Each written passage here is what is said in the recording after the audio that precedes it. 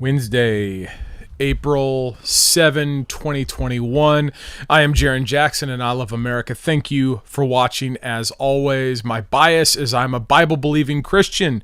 I believe the gospel is necessity to salvation, the death, the burial, the resurrection of Jesus Christ. Constitutional defending. We're going to be doing that a lot more. Specifics. What did the founders say? Where could you find this in the Constitution? What's the grounding for the beliefs or the attitudes of the laws or the customs, the cultures, the traditions of this world? We're going to be talking about that a lot more moving forward because I think that that's part of my background, part of my understanding I want to leverage and lean on, and we'll do that more here today. I am a patriotic Rush baby, Lynn Wood endorsed Trump supporter. Trump is president. The election was stolen from him, and we're going to be talking about that, not today, but maybe another time. So that's what we're going to be covering. Today we're going to be doing some laughs, then a update. The update is going to cover a couple different things. Ghislaine Maxwell, Jeff Epstein, a really sad video of a boy at the border and how that all ties together. And then phase one, the title of today is going to be talking about love as tyranny. We live in a dark, deep, destructive, distracting, deceitful world where the greatest power, love, is used to enslave the most people. And that's how I'm going to see things. That's how I'm going to start communicating things moving forward. A couple admin notes. I have a Live Local workshop. That link goes live Friday. Some people tried to push on it and do stuff. That link goes live Friday. I didn't mention it yesterday. I wanted to give everybody the opportunity to see a couple episodes, and then that goes. I think it goes live on Friday at 10 o'clock or 9 o'clock or something. But that is this day, May 8, May 8, May 8.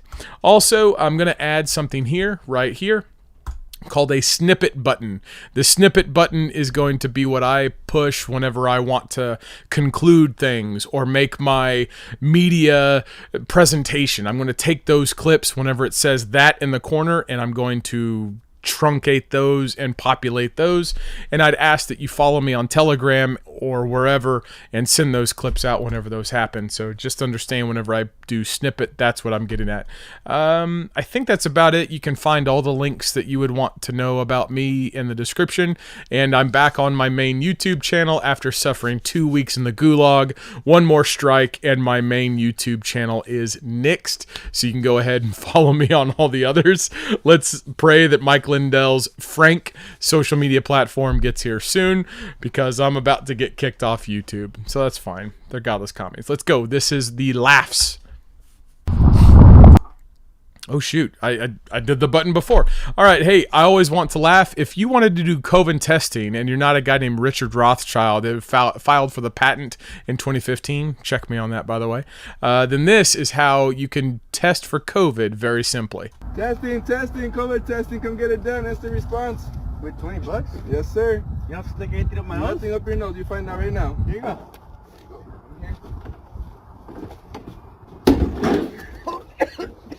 You're negative, sir. Next. $20. There you go. Damn. You're negative too. It's funny. It's funny because they say that one of the ways you can tell is if you can't smell. Get it? Yeah, that's funny. Here is a video. There's no good way to segue from COVID testing using a porta-john to white racists, smart black people. So here you go. Opinion on voter ID laws? Yeah, they're usually pretty racist. I think voter ID laws are a way to perpetuate racism. Would you go as far as say that those laws are racist? For sure. Do you think it suppresses the African American vote? Definitely. Because they're less likely to have state IDs. These type of people don't live in areas with easy access to DMVs or other places where they can get identification. Do you think that's harder for black people to go online? Well, I feel like they don't have the knowledge of how it works. Do you carry ID? Yes, I do. Do you know any black person who doesn't carry ID? No. Do you have ID? Yes. Because I have my ID and my friends have their ID, so like, we know what we need to carry around. Everybody that I know have ID. Like, that's one of the things you need to walk around with New York with. I heard a lot also that black people can't figure out how to get to the DMV. Really? What does that say to you? I know it's that. It's on 25th Street. Do you know where the DMV is around you? It's on 125th Street and 3rd Avenue. Now, if you asked me where the DMV, I'd probably have to give you whatever directions. Those guys knew the exact address. So they ain't a bunch of dumb black people. Black people aren't stupid, and they know how to find IDs. But you think about the godless commies and the deceit that they've woven into those white kids, those skulls full of mush, as Rush Limbaugh would say, at Berkeley or in these other places. They have a wrong view of the world that makes them misjudge not only the reality but other people. Extrapolate that moving on. As we get into the rest of this broadcast, whenever I start talking to you about love as tyranny, think about these people who already are disconnected from reality. Their perspective, their version of reality is false. It's false. Now, that video was not a scientific representation of all people. Do all black people in New York City know the address of the DMVs? I don't know. You'd have to find out. Do all white kids in college at Berkeley think that it's probably oppressive that Georgia just wants voter integrity in their elections? Yeah, probably. But so it's not scientifically representative, and that's not my point that I'm making. The point is that as a snapshot of randos on the street, it seemed to illustrate the disconnect between what the godless commies believed in their skulls full of mush and what they had been told by their monkey-believing professors versus the actual people on the ground that were like, well, yeah, of course I got ID. And I just think that's funny. I like pointing that out. All right, let's do our update. Remember, the updates are to point out the glitches in the matrix, point out the things where the narrative that's being told to us by the legacy media, the godless commie, Mockingbird media, does not match up. I believe that the 2020 elections were stolen. I think there's plenty of evidence to suggest that. Maybe one of these days I will go back and I will recap that. But today's not that day. I wanted to do that today, but I'm not going to do that today. So my updates is just to kind of point out the glitches in the matrix. And one of the things that we do is this subtext of how there are people in charge of the world, elites who have a lot of money, a lot of institutions. And so if you think about all the way back to the Bible, Psalm chapter 106, when it talks about how Israel, God's chosen people, were doing bad things, eating their kids' flesh and sacrificing their kids to idols and worshiping devils and Satan and all this other kind of stuff. If that happened 3,000 years ago, do you think it still happens today? And so one of the paralleling narratives or theories that are being out there is this concept of pedophilia, child trafficking, human trafficking, all sorts of bad things. I believe that's true. I believe evidence is surfacing to where it's pointing out to that. On this live stream, we've pointed out adrenochrome. We've pointed out about Epstein Island. We've talked about the 1871 Organic Acts and how D.C. is a state and the United States is ran by a corporation, all of which sound like a tinfoil hat theory, but whenever you actually do the research, you will find that there is truth to a lot of that stuff. I point this out because today, around the world, you have people who are starting to resist, that is to say, I'm not going to go along with the COVID lockdowns anymore. Here is a couple of police from French. They drink the wine and smell the cheese, enchanté, bon chéri. This is French police officers.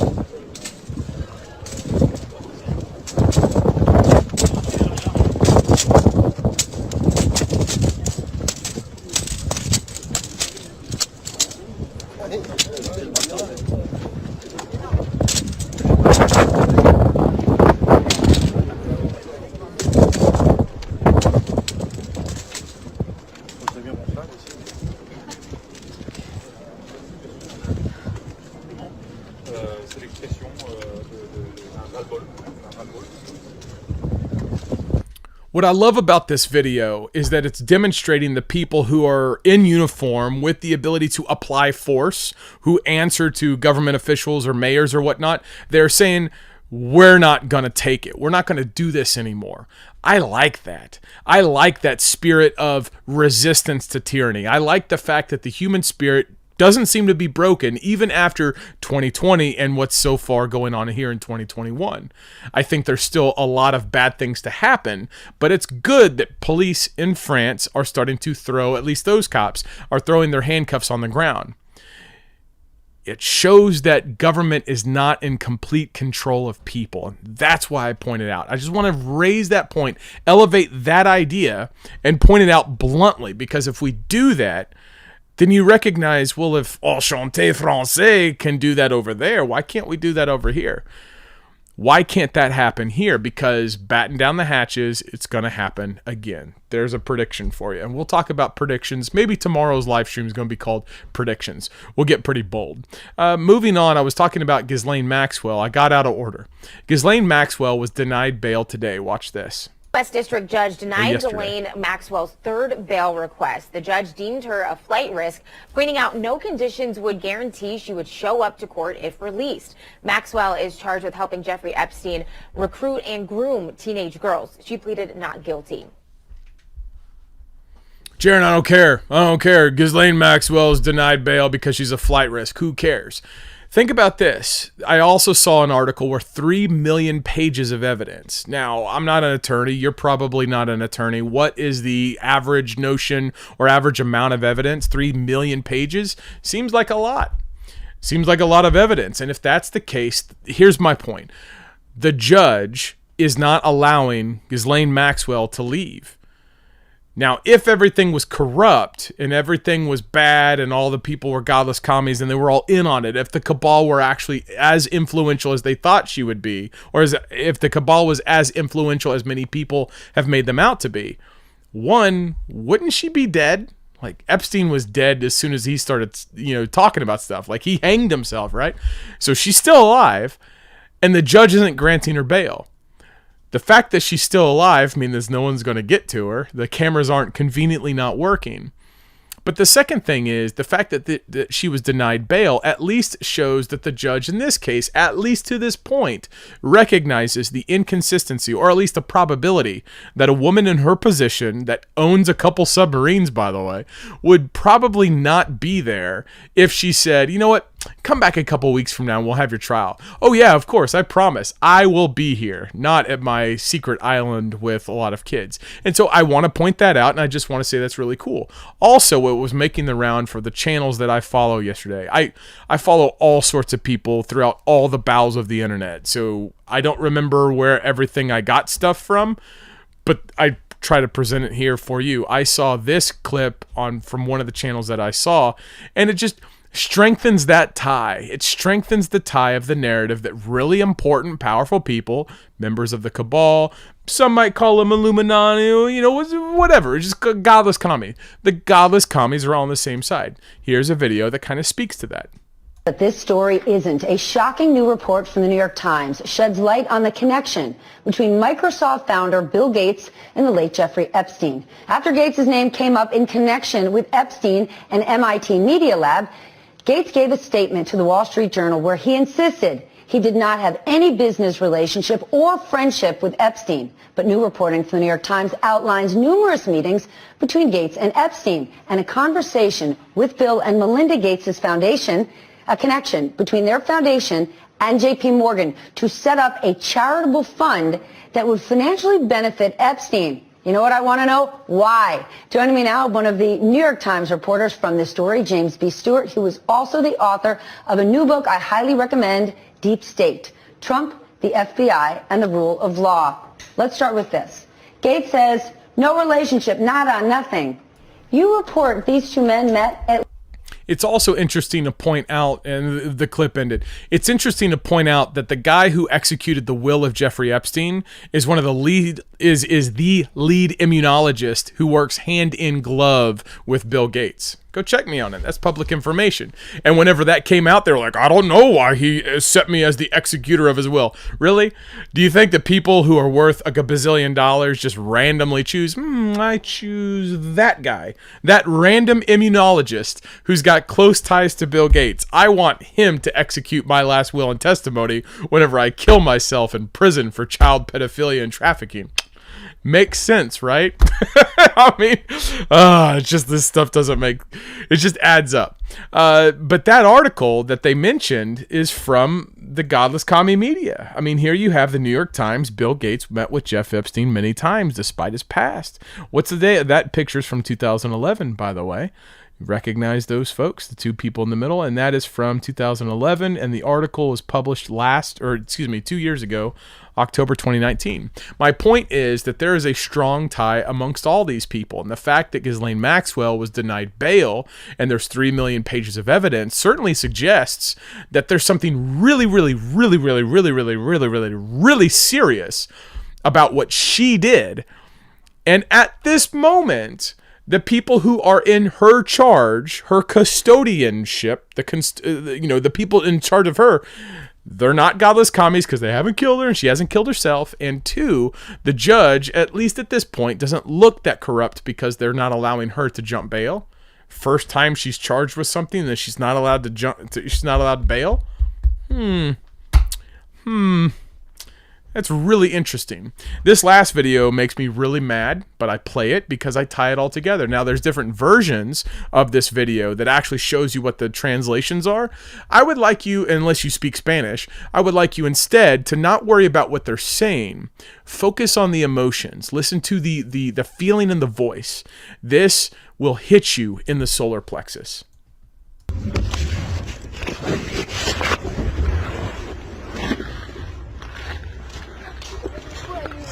¿Ah? ¿Me puede ayudar? ¿Qué pasó? Es que yo venía con un grupo de personas y me dejaron botar y no sé dónde están. No sabes dónde están. ¿Te dejaron solo? Pues claro, me dejaron botar. ¿Te dejaron solo botado? Solo. ¿No vienes con mami o con papi o con alguien? ¿Ah? ¿Vienes con tu mamá o tu papá? Nadie. Yo venía en un grupo que venía de entrega con usted y al final me dejaron botar y venía aquí a pedir auxilio. ¿Te dejaron botado y te dijeron que vinieras a pedir auxilio? No, yo vengo porque si no, ¿por dónde me voy a ir?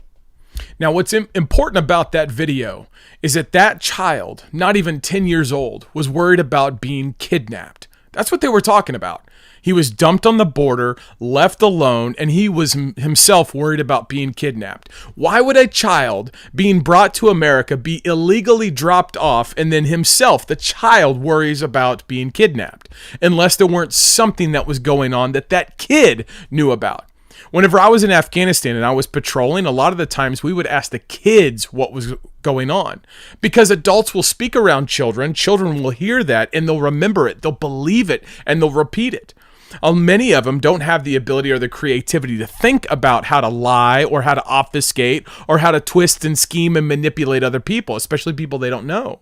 They're going to be speaking the truth. And that's where for me, whenever this small child is scared, it's not his fault that he's there. No little kid like that comes to America to do that. But the fact that he was left and he's afraid of being kidnapped shows you how dangerous and lawless our border is. Now, on that's my point. The border is like the doorstep. It's the doorway into a country. If you have no doors, if you have no walls, you have no countries. We've heard that been said. But what's important about this, and this is what I want to take some time on, is you recognize people who don't belong here are still being victims on our doorstep. They're coming here, they're finding the cracks, they're being left alone, and the vacuum of lawlessness that's going on allows evil people who are preying upon other image bearers of God to take advantage of them, to harvest their blood, their body parts, to manipulate them. Human trafficking is modern day slavery. And unless you lock up the border, secure the border, and apply some force there, and recognize American sovereignty and our ability to control our own borders and govern ourselves and determine who comes in and who comes out, what you do is you create a vacuum. And right now, you live in a world where evil people will exploit that vacuum. They're going to be on the side of government. They're going to be on the side of the cartels. That's what's going on, and little kids like that get caught up in the mix. And while his life is being destroyed, thank God for the law enforcement officials on the American side, and probably the Mexican side, that are there to stand in the gap and provide some semblance of morality, some microcosm of goodness in that whole lawless border where there's rampant evil, there's pedophilia, there's human trafficking. I'm praying for that child. Thank God he was picked up. But it's representative of the lawlessness and the evil that's happening right here on our border. The evil that's happening on the doorstep of America is evil. And we need to stop it and get rid of it. See that snippet? Okay, let's do phase one. Phase one, what I want to talk about is going to be love as tyranny. Before I do that, you guys know that this is my job. You can find links in the description. I won't take much more of your time. You can do PayPal, Venmo. Lots of people send me letters. I read every letter. Thank you very much for helping my family. Everyone's got their thing. This is where we're at. And you know what? Do an added incentive. Yesterday we were like in 17%. Right now we're at 19.9. Whenever I get to 25%, I will videotape myself doing the moonwalk. Heads up, I cannot do the moonwalk. So if you want to help me see that goal, that is at the subscribe star link in the description below. And I appreciate everyone who helps. I want to play this video. This is from Australia. And this is from a newscast. It's about a 3-minute video. You're going to have 3 different Aussies talking about vax passes. Talking about, remember, in this show, this live stream, the thing that starts with the V, we call Daisy. So we're going to call it a Daisy pass. But in this Daisy passport, you're going to have 3 Australians giving their perspective about this. And I'm just going to highlight not only the differences between America and Australia, but I'm going to start to look at the subtext, the constitutional grounding, the biblical teachings that go directly against this kind of line of thinking. I might also throw in a bewitched, because there's obvious instances where these people are loading into their language methods and techniques to convince other people. Social proofing, to tell other people you should believe thus and such so that you're not a kook, quack, crazy Christian conspiracy theorist. Okay? So watch this video and we'll dissect it afterwards. Vaxxers and conspiracy theorists have been slammed for refusing to have the coronavirus vaccine when it becomes available in Australia. While the Prime Minister's accepted it will be hard to make it mandatory, there are increasing calls for there to be consequences for those who refuse the jab. The government has warned it won't rule out strict measures for those who do not comply. It's a hot topic this morning. To discuss it, I'm joined by 7 News political editor Mark Riley and journalist Louise Roberts. Morning to both of you. Mark, good morning. Do you think the federal government will follow through on these threats? Good morning, Nat. Good morning, Louise. I think it probably will. I mean, Scott Morrison yesterday in a couple of interviews said, don't forget I'm the Minister of no jab, no play. And that requirement was brought in by a lot of the states in childcare centres and in schools. So there are things the government can do legally. There's a collision here between the rights of the individual and the rights of the community, but the law has deferred in favour of the community in some celebrated cases. So the government can do something. Maybe, no jab, no job keeper, no jab, no job seeker. Would that work? Who knows? But look, the bigger problem here though, Nat, is a question of moral and intellectual equivalence. This is what the anti-vaxxers want. They want a debate where their Fruit Loop ideas are given the same elevation as science, and we shouldn't give them that. Yeah. Are they being un-Australian, Louise? Did it help yesterday with the messaging that, Scott Morrison, did this massive media campaign, and then the company that he was talking about came out and sort of had to clarify a few things and say it was actually a letter of intent, it wasn't actually a deal? Look, I think the vaccine will go ahead. It's what we've, give or take some of the fine print that obviously has to be ironed out at this point. But it's what we've all been waiting for. I mean, this whole pandemic has been marked by a real feeling of helplessness that we need a vaccine in order to get on with our lives, but also a sense of we're all in this together. That's why we all need to have this vaccine, because in order to get herd immunity, 95% of us need to have it, unless you have a legitimate medical reason not to have the vaccine. And to my mind, that's the only reason why you should refuse it. Yeah. Okay. And the other idea that's really important here is the responsibility on big media companies. By that, I mean those big media companies who say they aren't big media companies. Facebook, Twitter, Instagram, and all these social media platforms. When all these nutcase theories are being propagated on their platforms, they should pull them down. If they can pull down tweets from the President of the United States, they can pull down this gumph, and they should. Well, the amount of things that go around Facebook every day, and you can hear it come out at every barbecue, at every dinner party. It's sprouted. Yes. I know. It's repeated back to you. can be worried about these things, I know. and people who maybe haven't read deeply into it can be persuaded by it. So, I mean, there's a real responsibility for this sort of stuff. I read stuff last night about, vaccines being a front for injecting silicon chips into people's bodies so governments can trace them. I mean, really, this sort of stuff should not be allowed to be put onto social media because it does persuade people, unfortunately. Yep. Wow. I bet you they'd be really good at choosing which prisoners to execute, right? Like they seem pretty confident on who to go get.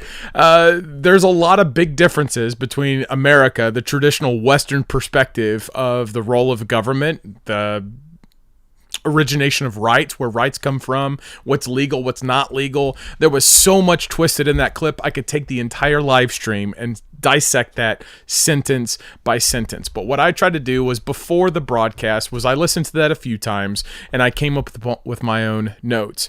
A couple different things here is the first lady, and I don't know any of their names, I don't really care, but she had a couple different ideas, and the main idea was that there needs to be a Daisy passport.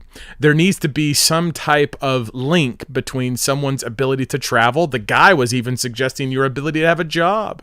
Your ability to produce for yourself or just maintain the ability to integrate or be involved in society was supposed to be tied to the Daisy. That's a far way off the freedom tree. But the first thing I want to point out here is the category error. Now, I've brought this up before, and I'm not trying to be fancy, but a category error is whenever you take one thing and you assume it to be another thing, but it's not that other thing. It's a different category. It fits in its own category. And in this case, the category error that I'm coming up with, or that I'm highlighting, is that the guy said that this is the classic tension between the rights of the individual and the rights of the community. Well, this gets us back to the basic Western philosophy of where do rights come from. Now, I get it. None of them are American, which is why they're talking such gibberish in the first place, which is why they're so akin to no soup for you. All right. Like, it's like, that's how close they are to the Nazis. Like, they're right there. They're on the brink. Rights in the American tradition come from God. Though that's enunciated in much of our founding documents. It's spoken about in the Declaration of Independence when it says, our Creator endowed, right. I can't even think of the words right now. All men are created equal, and they're endowed by their Creator by certain inalienable rights. Chief among them is life, liberty, pursuit of property, or pursuit of happiness.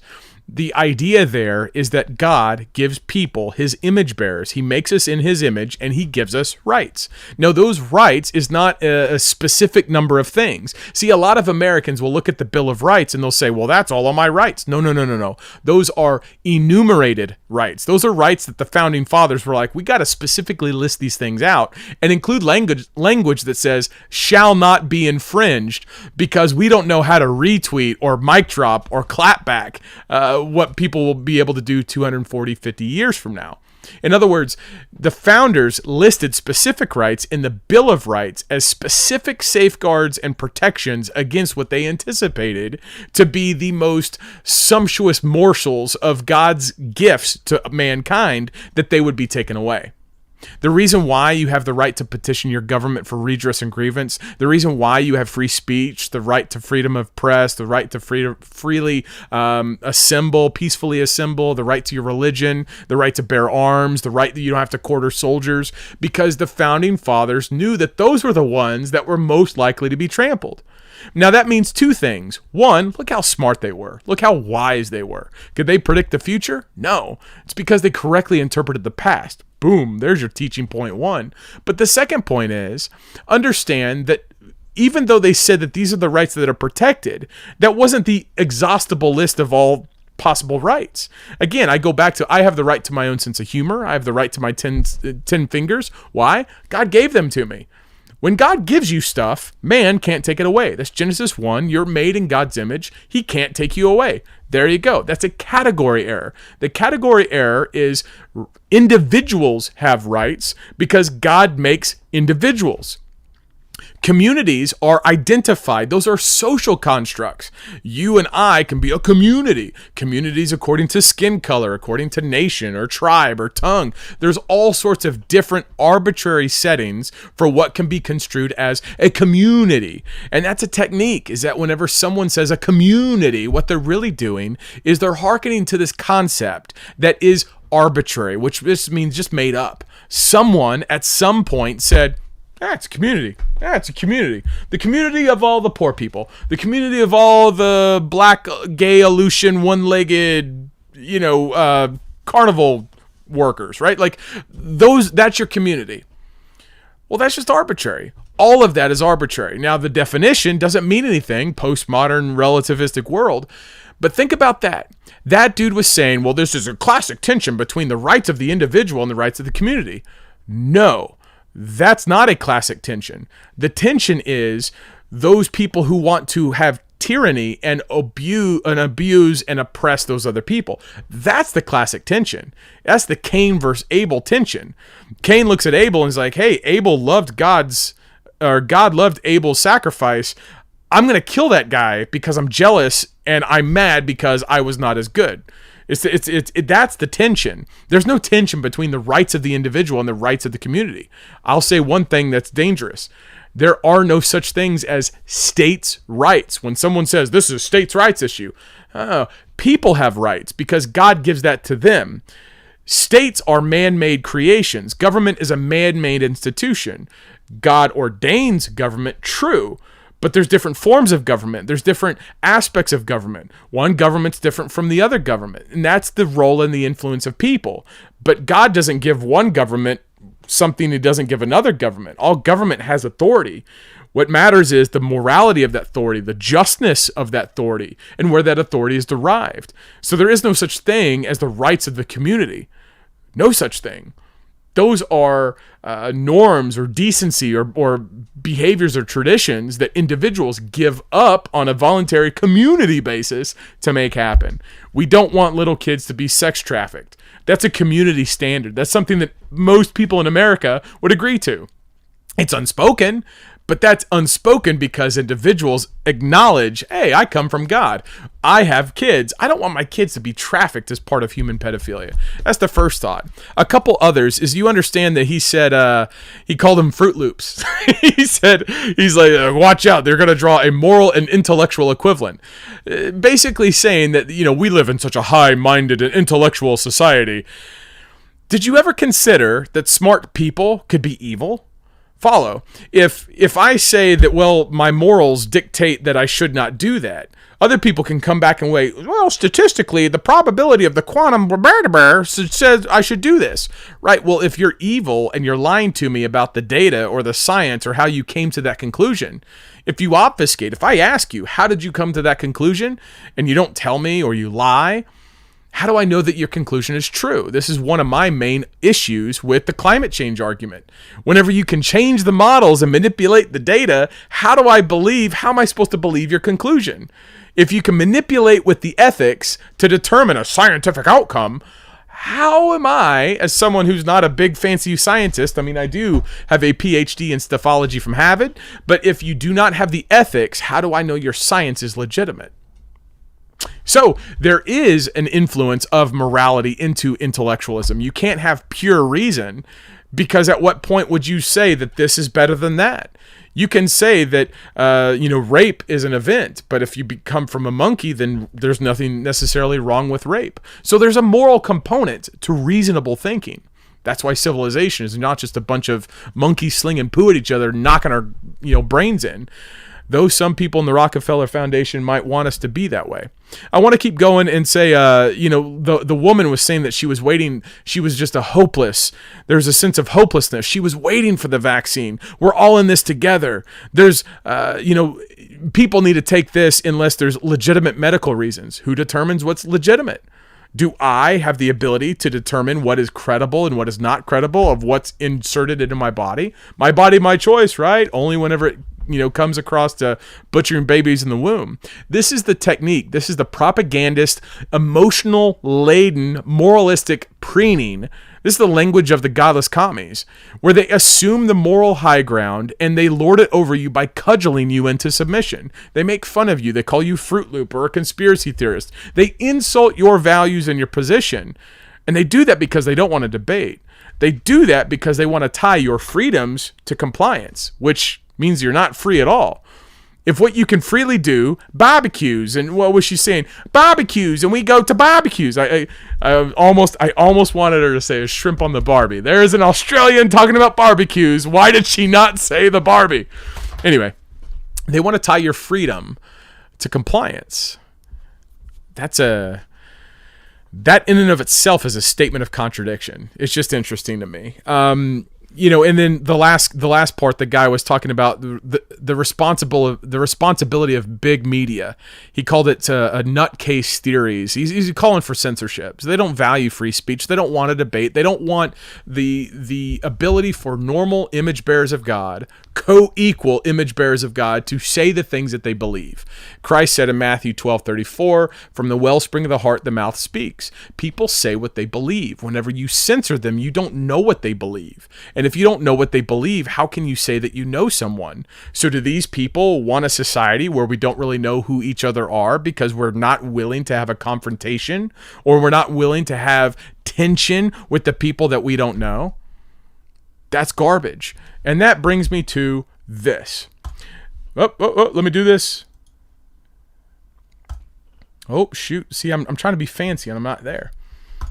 The worst thing that I have with the Australians telling anyone else how to live their life is they're trying to impose, they presuppose a moral standard that just doesn't fit. It's in tension with America's founding. God gave everyone rights. Government, according to the American tradition, is established by those image bearers of God to protect what God gives us. Government is not there to define what God gives us. If God gives me my 10 fingers, government's purpose is not to tell Jarrin, those 10 fingers are not yours, or you've lost those 10 fingers because you did X, Y, or Z. See, the issue here is who decides. Every single playground in the world, before it was shut down with COVID, so the pre-COVID playgrounds in America has 2 questions. Lots of kids all asking the same question: why and who says? The issue comes down to why am I doing this and who says? Followed very closely by the third place, make me. And that's the area that we're living in right now. See, if people try to censor you, they don't care about why or who says. They're trying to make you. And if they take away your ability to communicate your point, then what they're trying to do is get you to obey. And these Australians, these people who are telling people that they have to have a Daisy passport, a vaccine passport, they're tying your freedoms to obedience. That means you're not free. These people are communicating with smiles and glitz and glam and a presentation of reality that is tyrannical. They're trying to give you a version of reality where you've bought into them. They make fun of people if they disagree with you, and if you try to argue back, then you're evil and you need to be made fun of. This is the world that we live in, and you can't argue it, you can't point it out. If you do so, you get trounced. And the only conclusion is for you to take their vaccine. All right, let's go to, what am I doing? Let's go to phase 2. Phase 2, I have a West Point classmate. Her name is Jackie. Now she got married. Her name is Jackie Munn. She wrote this article that was published in the Washington Post a few days ago. Sadly, her mother died in January. It's titled, "My Family Sacrificed to Fight COVID. Many Americans Didn't. Now my mom is dead." Subtext, "We did our part, but our leaders failed to push to do the same." Jackie Munn, look, she is a writer and a nurse practitioner working in the Arlington County, Virginia Public Health Department. She is a graduate of the United States Military Academy and former Army captain. I know her. I'm friends with her on Facebook, though I'm sure I'm risking that by covering this right now. What I want to do is I want to point out how love is tyranny to godless commies. These godless commies and this godless commie sympathizer are using a warped version of love to cudgel people over the head and to put us into slavery, to use tyranny, but to do so under the Trojan horse and the label of love. That's what's going on. Now, Miss Munn is not stupid. She's very, very smart. She is smarter than I am. She is articulate, and she's a very gifted writer. I also feel bad because we're all given one mother, and hers was taken from her in January. Now, think about this. I am a Bible-believing Christian. If you do not stand on the rock, if you do not stand on the truth of God's word, articles like this are going to persuade you and to convince you that what you believe and what the truth is not so.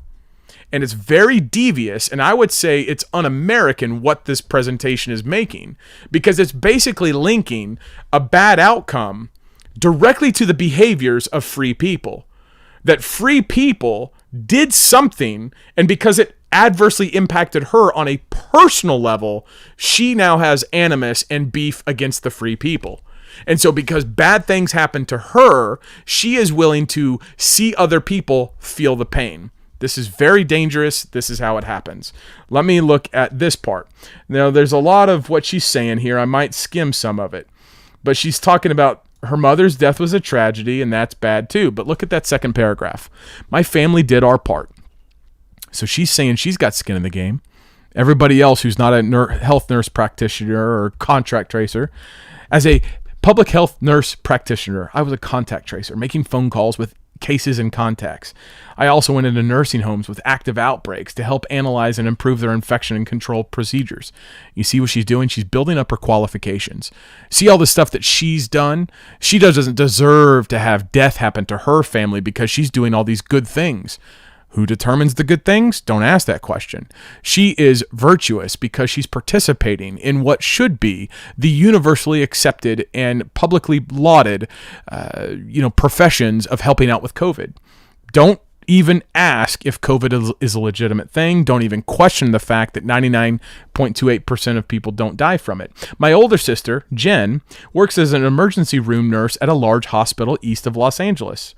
Before a mother's death, she was already burned out and traumatized after caring for so many patients. You can almost hear the violins playing.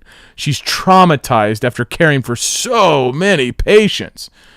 Is that your job? Did you choose to be a nurse in an emergency room? Did you get paid? Okay. Who are sick and dying from COVID-19. My younger sister, Jess, is a medical laboratory scientist at a busy Kansas City-based hospital. When coronavirus testing was new and staff was short, she volunteered to help run tests on top of managing her regular duties at a hospital's laboratory. And my mother and father always took the pandemic seriously. They constantly washed their hands and sanitized their hands. They avoided crowds. They wore masks everywhere. My mother would have signed up for the vaccine as soon as she became eligible if she lived as long. Do you see what she's doing? What she's doing right here is she's building up her credibility by saying, look at all the stuff we've done. Oh, that's good. You chose to do those things. In your freedom, you freely chose to put yourself in a position to combat this novel virus. You put yourself on the front line. Thank you. You also got compensated for it, but you chose to do this. So your choices did this. Your parents, by your own admission, they washed their hands, they separated themselves, they wore their masks. If your mother, hear me, if your mother died and she lived her life in taking all the precautions,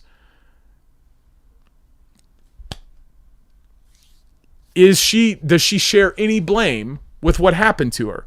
Now, this is a virus. If we're to believe that the virus actually killed her mother, which I'm not disputing, though there's lots of people that have said that they didn't die from COVID.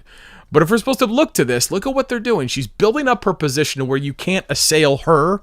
You can't criticize anything she says. You can't question her conclusions. She's putting the Teflon on. That's what she's doing. She's building the case to make it to where you can't attack her. You can't question her. You can't disagree with her, because if you do that, you are heartless. You aren't good. This is where I would counter as a Christian, and I would say, was your mother a Christian? And if she says, yes, did she believe that Jesus Christ died for her sins and rose from the grave? Yes. Then your mother's in heaven, and we shouldn't feel sorry for her. See, that is an example of using the infinite to crush the temporary. Now, there might be people that are like, Jarrin, that just makes you sound heartless. No. What is heartless is to focus on this diseased, depraved, fallen world with all of its crime, all of its infestation, cancer, and all the bad stuff, and to not look to an eternal salvation, to not look to an eternal solution. Because if that's the case, if you, disregard Christ, if you reject Christ, then this horrible existence that you're in, cancer, diabetes, comorbidities, COVID, all these other things, this is the best life you're going to get. Do you really think that you're going to be able to stand in front of God and say, hey, God, I had cancer and I was a contact tracer and bad stuff happened to me in the world? He's going to look at you and be like, yeah, that's bad because you lived in a fallen world. You heard the gospel and you rejected me. So instead of me taking your sin, you chose to take your sin. Now, why would you take your sin? Why would you not humble yourself knowing that you lived in a fallen world? That's what you're going to get punished for. You're not going to get punished for, doing good things or taking on other people's burdens. Those could be good things and you can help those people.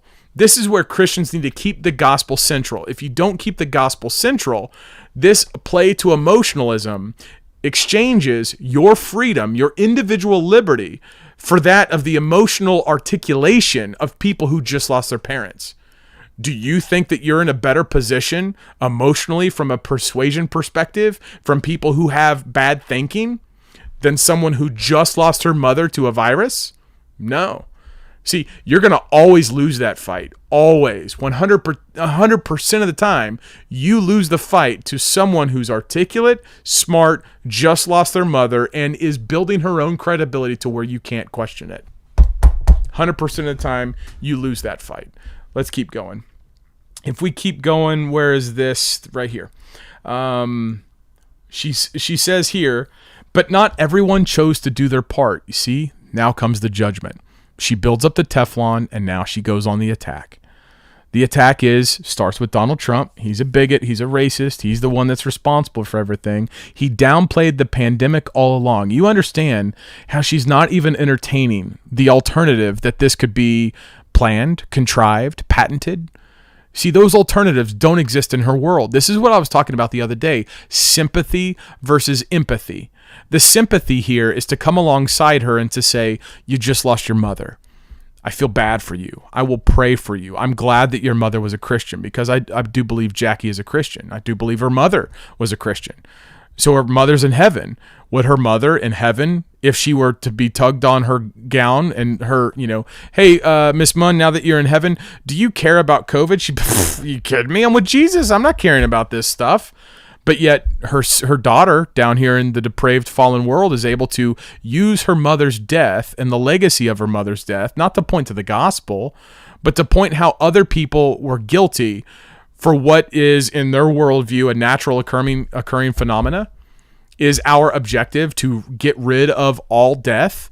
How do you get rid of all death?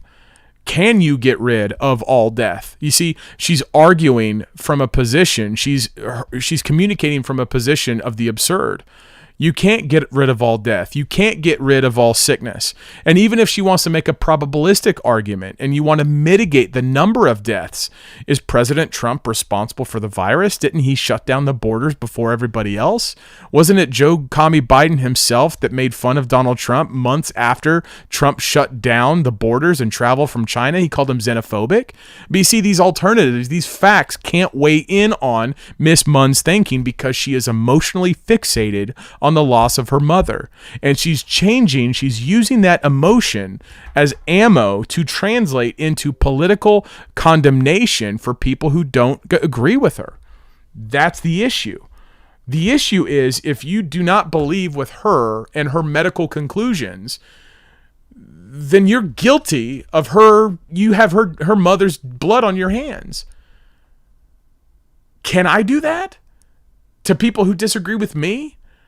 Can I say that if you disagree with me on whatever issue, I can indirectly link some dead person and say that person's blood is on your hands? Can I do that? Am I allowed to make that emotional appeal? No, probably because I'm a white Christian straight dude. Just the world we live in. Let's keep going.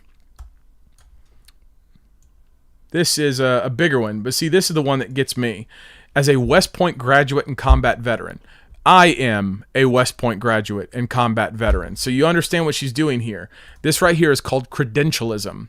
The method here is that she's appealing to her experience. She's appealing to her credentials. Credentialism. That's why I have a fake PhD. It's not a fake PhD. That's why I have a PhD in stuffology from Harvard. I've made myself a degree. I've told myself that I'm an expert in stuff. So if people argue against me, I have a PhD to show them that I'm an expert. You don't have an expert. You don't have a PhD in stuffology. I made it up.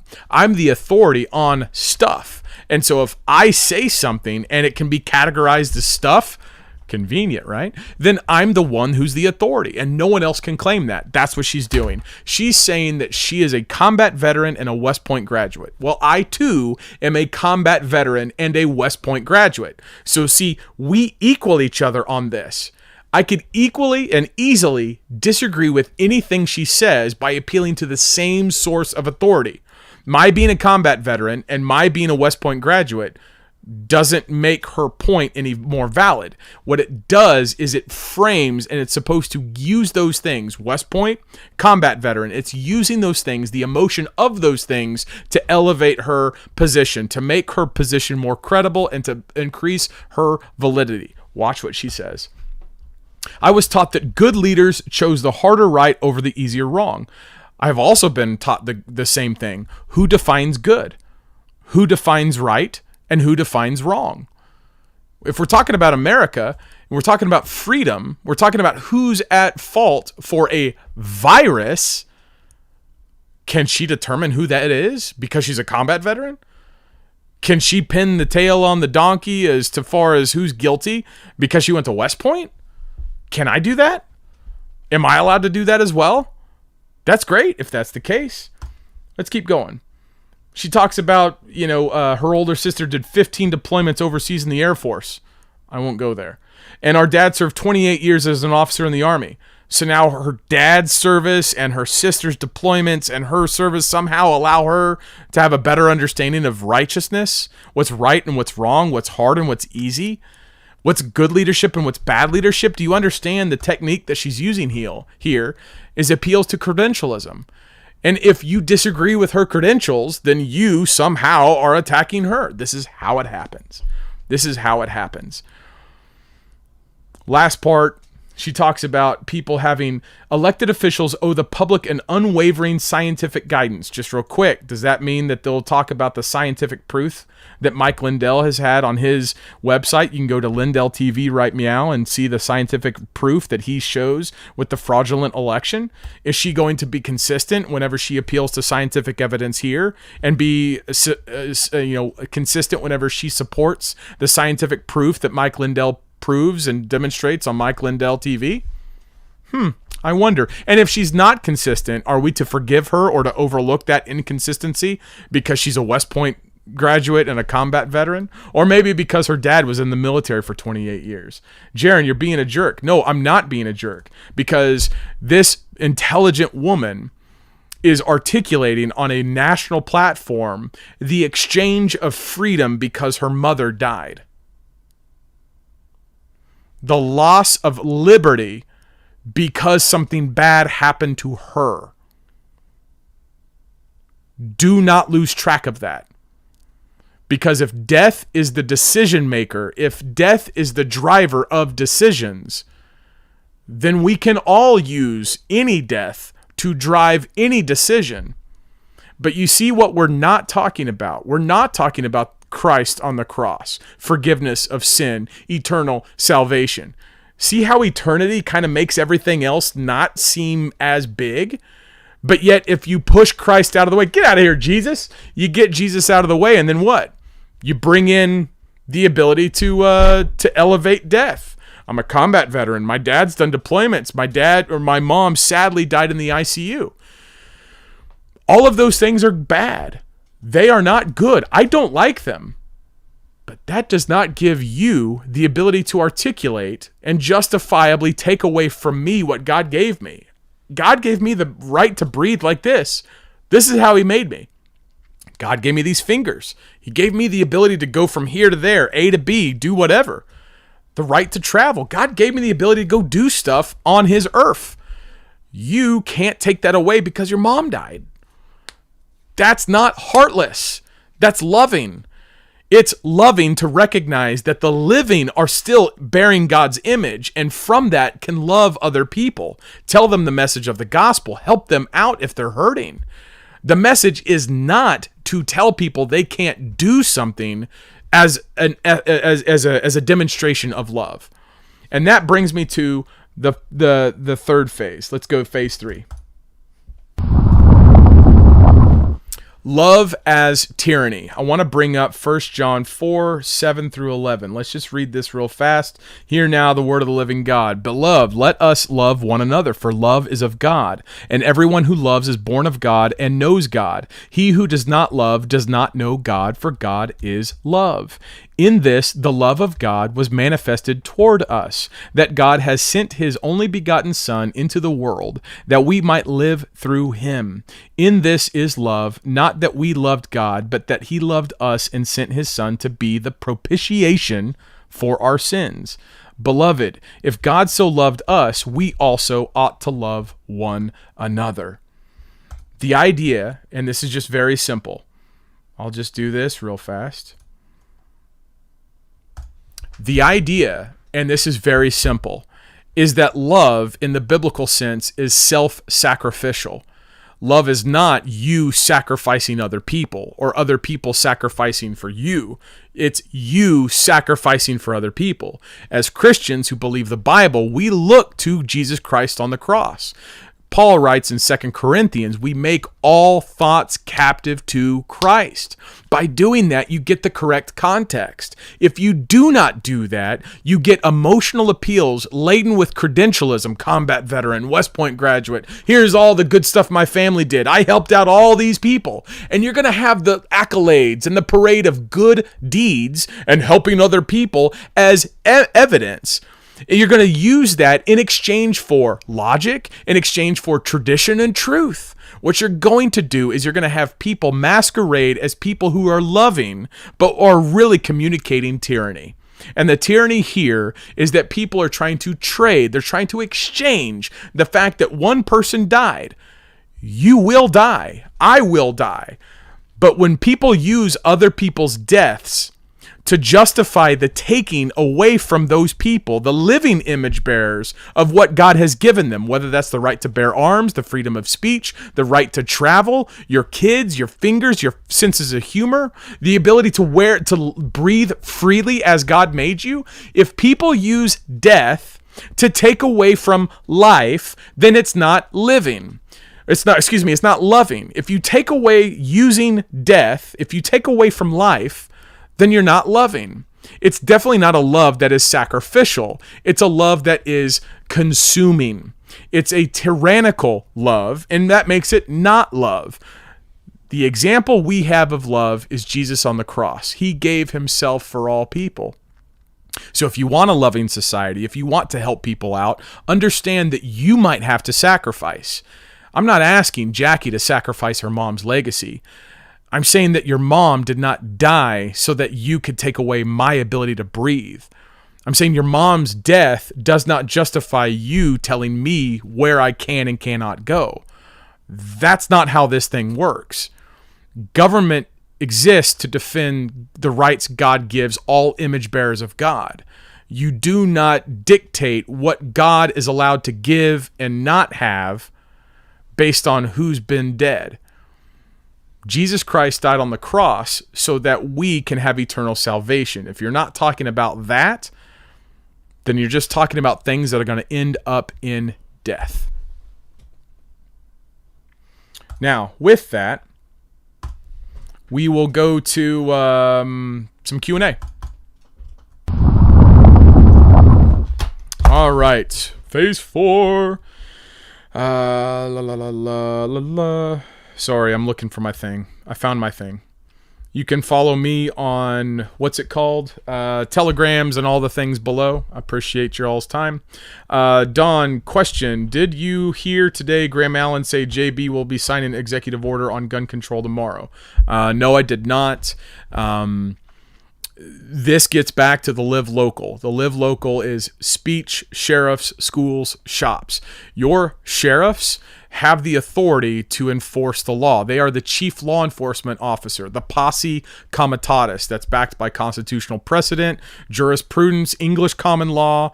It's backed up by Supreme Court case, but it's also backed up by this concept that John Calvin brought up called the lesser magistrate. This idea, going all the way back to the 1500s and beyond, is that if the king is evil, in this case, if Joe Biden is evil and he's unrighteous and he's immoral and he's unjust, then the lesser magistrate, the people, the rulers that are closer to the people, in this case the sheriff, those lesser magistrates have the power and the duty, the moral obligation to resist.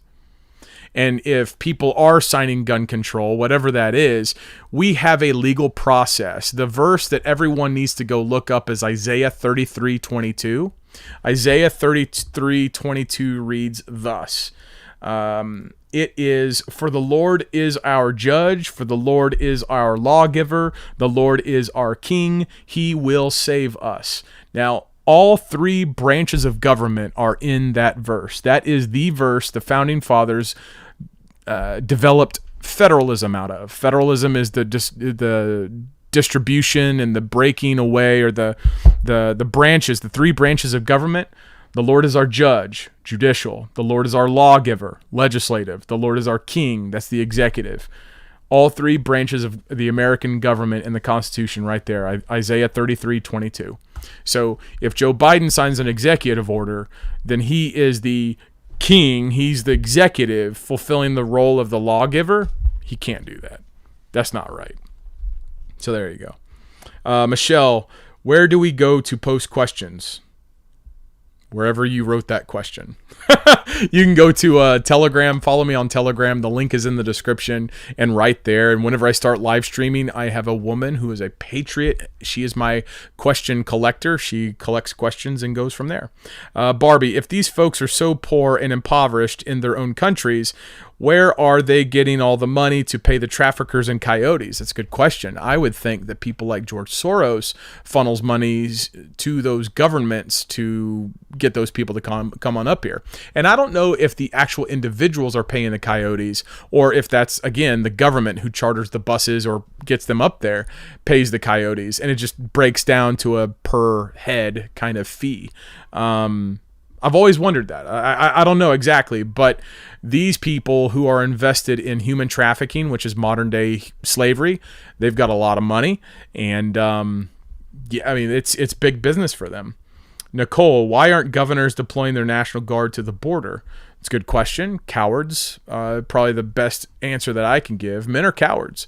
Men today are cowards. They've been emaciated. They've stepped down, and this is no offense to women. Women have wanted to step up, and so they stood up.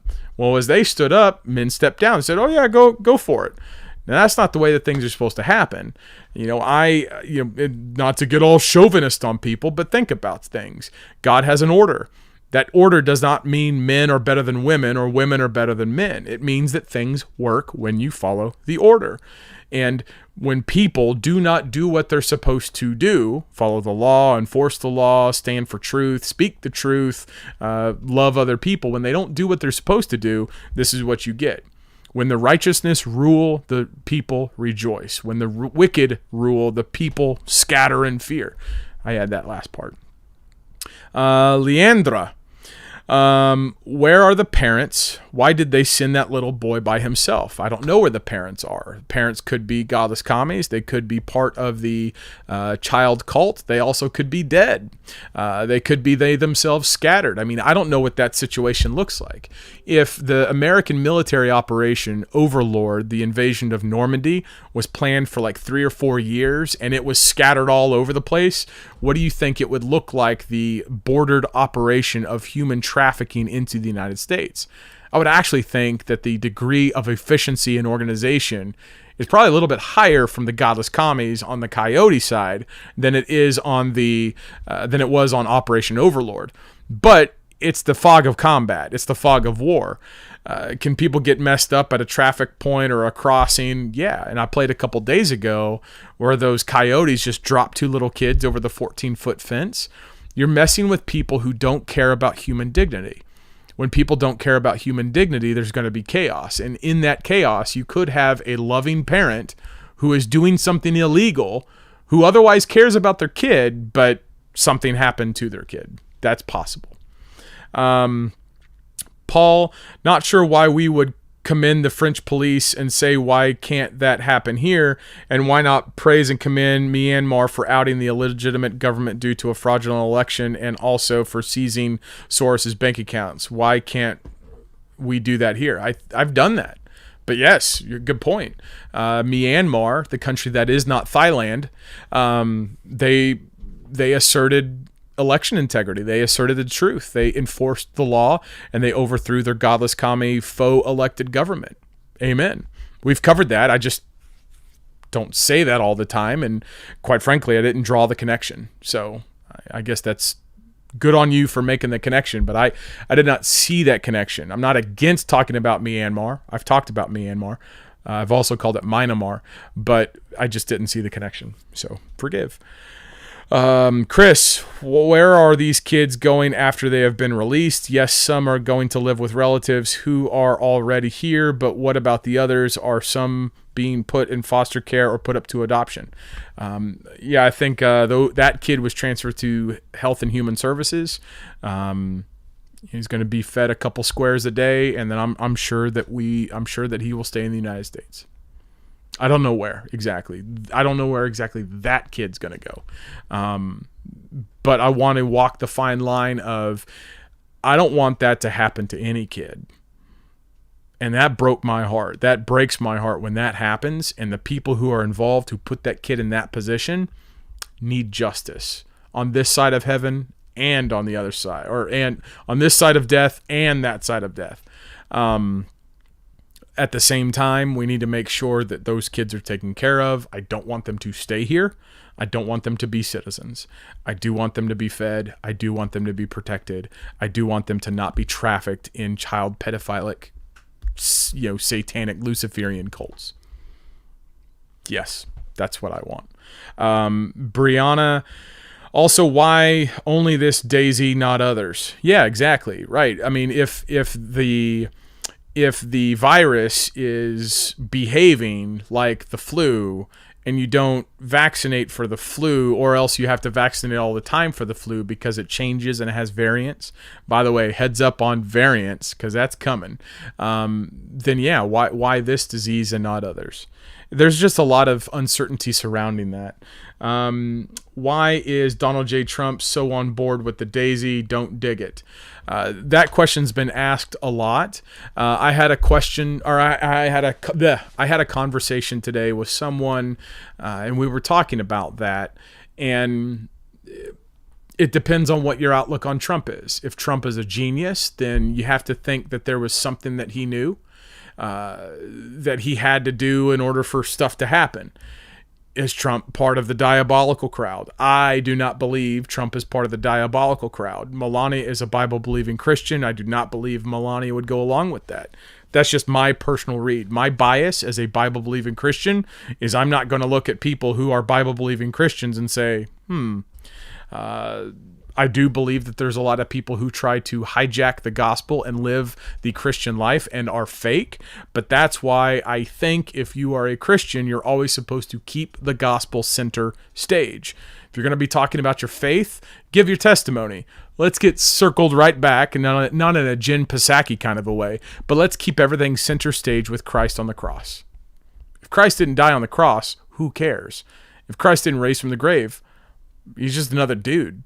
But he did die on the cross for your sins. He did rise from the grave, so you know that he was true, or you can believe him. That's what I believe we should keep center stage. You can find more information about me. Enter your email at jarrinjackson.com. You can follow me on Telegram. We have the Live Local workshop Where is that? Where are you at? The Live Local Workshop. That link will go live here in a couple days. It doesn't work right meow, but it's going to have 100 people. I could probably account for more than that, so don't worry about stuff like that. Listen, folks, I want as many people to come.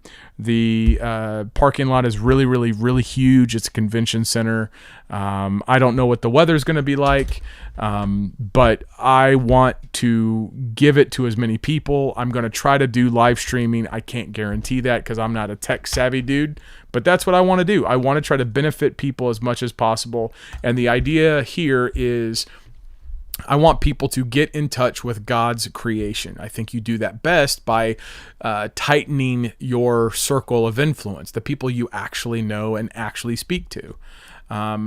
I also think from a political position, from a restoration of our constitutional republic, I think it benefits the country if Americans have consolidated their positions and are more influential and powerful at the local level. That's why we have a federalism style of government insofar as that it's layered. The lowest layer is supposed to be the most influential, and it is. It's only because Americans, with their technology and their ability to have information to consume at all levels in the globe, that they want to be told about what's going on at the U.S. Congress. They want to be told what's the normal hubbub of the press briefing room at the White House. But when the country was founded, the states were the locus of control. The states were where the power was. That's where people identified as, I'm an Oklahoman who happens to be an American. That's how it was. Oklahoma did not exist at the founding. I'm very well aware of. 1907, yes. My point is, people identified with their states, not with the country. It wasn't until like 1820, 1830 that people started identifying as an American, as a national identity. And so as that natural growth has happened, understand that there's some value to going back to the idea of living local. Shorten your supply chain. Know who your sheriff is. Who's got the guns? We've got the guns. Who's got the guns? We've got the guns.